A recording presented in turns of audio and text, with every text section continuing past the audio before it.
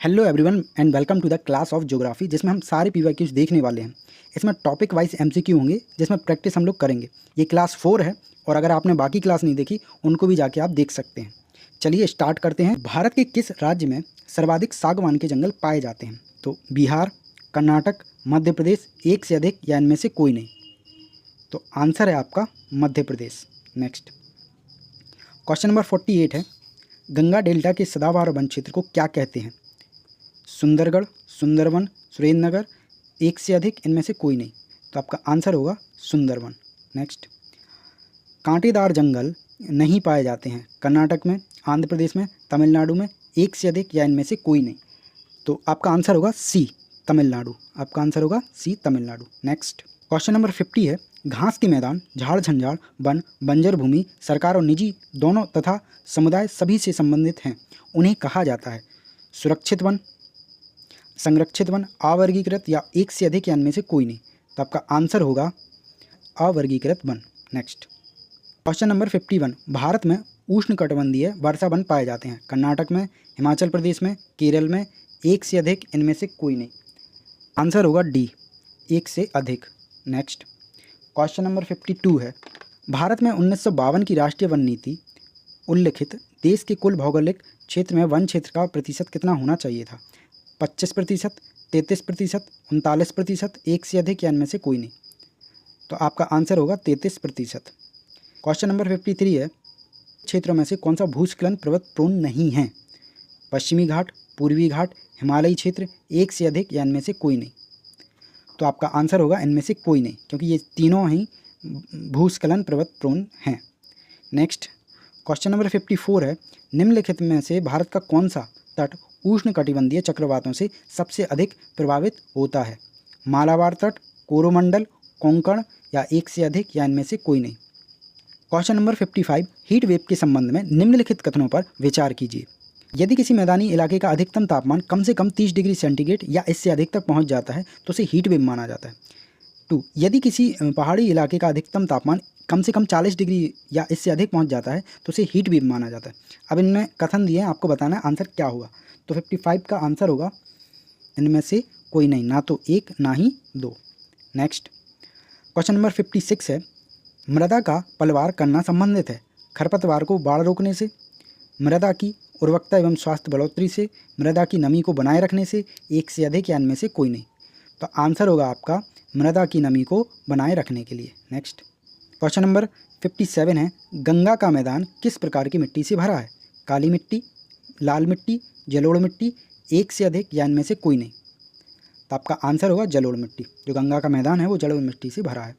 Next question number 58 है, निम्नलिखित में से किस राज्य में काली मिट्टी पाई जाती है? कर्नाटक, गुजरात, उत्तराखंड, एक से अधिक, इनमें से कोई नहीं। तो आपका आंसर होगा एक से अधिक। थोड़ी सी इसकी व्याख्या देख लेते हैं। काली मिट्टी भारत के महाराष्ट्र, कर्नाटक, गुजरात, मध्य प्रदेश, तमिलनाडु, आंध्र प्रदेश, राजस्थान आदि राज्यों में प्रमुखता से पाई जाती है।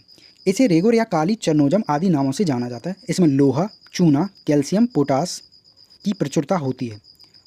नाइट्रोजन, फास्फोरस, जैविक पदार्थों की कमी पाई जाती है।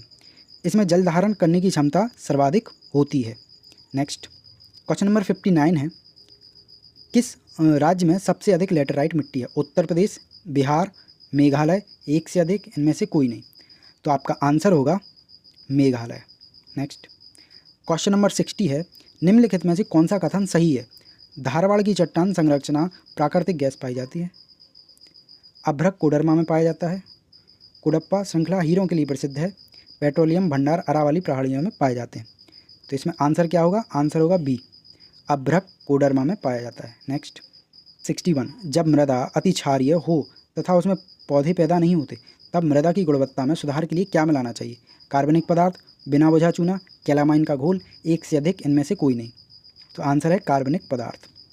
नेक्स्ट क्वेश्चन नंबर 62 है, भारत की सबसे लंबी सिंचाई नहर कौन सी है? यमुना, कोसी नहर, इंदिरा गांधी नहर, एक से अधिक, इनमें से कोई नहीं। आंसर है इंदिरा गांधी नहर। भारत की सबसे लंबी सिंचाई नहर इंदिरा गांधी नहर है। इसकी लंबाई 645 किलोमीटर है। इसे सतलुज नदी पर हरी के बांध से राजस्थान के थार रेगिस्तान तक ले जाया गया है। इससे तीनों राज्यों पंजाब, हरियाणा, राजस्थान में सिंचाई की जाती है। नेक्स्ट क्वेश्चन नंबर 63 है, निम्नलिखित में से कौन सी भारत की सबसे लंबी नहर कहलाती है? सेतु समुद्रम, शारदा नहर, इंदिरा गांधी नहर, एक से अधिक, इनमें से कोई नहीं। आंसर क्या है आपका? इंदिरा गांधी नहर। नेक्स्ट क्वेश्चन नंबर 64 है, भारत में पानी की सर्वाधिक उपयोग किस प्रयोजन के लिए किया जाता है? उद्योग के लिए, घरेलू या सिंचाई के लिए, या एक से अधिक, या इनमें से कोई नहीं। तो आपका आंसर है सिंचाई के लिए, इरिगेशन के लिए। थोड़ी सी इसकी व्याख्या देख लेते हैं। नीति आयोग की report composite water management index के अनुसार देश में जल की कुल खपत का लगभग 85% हिस्सा कृषि क्षेत्र में, जबकि 10% उद्योगों में और 5% घरों में प्रयोग किया जाता है। क्वेश्चन नंबर 65 है, टिहरी बांध परियोजना संबंधित है नियतिवाद से, संभववाद से, वैज्ञानिक नियतिवाद, एक से अधिक, इनमें से कोई नहीं। तो आंसर है आपका संभववाद यानी पॉसिबिलिज्म। क्वेश्चन नंबर 66 है, निम्नलिखित में से कौन सी पारंपरिक सिंचाई पद्धति नहीं है? खंदक प्रणाली, चेन पंप प्रणाली, ड्रिप प्रणाली, एक से अधिक, इनमें से कोई नहीं। तो आपका आंसर क्या होगा? आंसर होगा आपका ड्रिप प्रणाली। नेक्स्ट क्वेश्चन नंबर 67, दामोदर घाटी परियोजना किस राज्य में स्थित है? बिहार, झारखंड, पश्चिम बंगाल, उड़ीसा, एक से अधिक, इनमें से कोई नहीं। आपका आंसर होगा झारखंड एवं पश्चिम बंगाल। नेक्स्ट क्वेश्चन नंबर 68 है, 1954 में किन दो देशों के बीच कोसी सिंचाई एवं जल विद्युत परियोजना समझौता हस्ताक्षरित हुआ था? ए भारत और बांग्लादेश, बी भारत और चीन, सी भारत और नेपाल, डी एक से अधिक, या इनमें से कोई नहीं। तो आपका आंसर होगा भारत और नेपाल।